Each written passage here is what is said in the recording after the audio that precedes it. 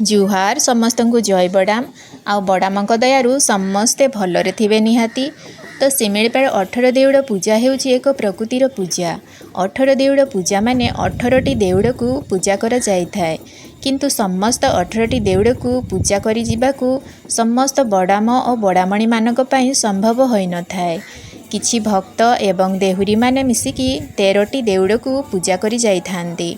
बाकी जो 5टी देउड़ रहिला जेमिति द्वारशुणी, ईश्वर देउड़, पद्मपोखरी, लक्ष्मी भंडार आउ मानव देउड़ सेठाकू समस्त भक्त माने जाई पूजा अर्चना करि परिबे।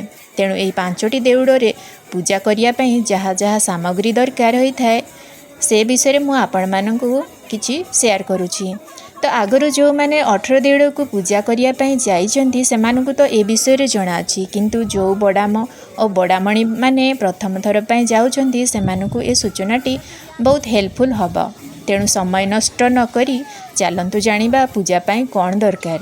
18टी देउड़ पूजा पई अरुआ चाउल, नड़िया, कदली, सेउ, अंगूर, खजुरी, घिओ, महू, काकुड़ी, गंजेई, झुणा, गोकुल, सिंदूर, तुलसी, चंदन, कर्पूर, गुड़ इत्यादि नेकी जिबे।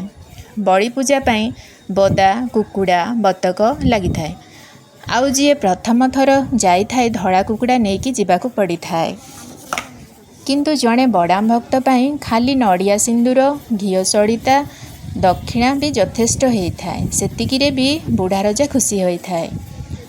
आउ जेतेटा देउड़ पूजा करिवे सेतिकिटा नड़िया नेकी जाइथिबे। आउ हाँ, सबुठारु बड़ कथा हेउची मानव देउड़ को छाड़ी अन्य देउड़ गुड़िकरे निजे पूजा करिपारिबे।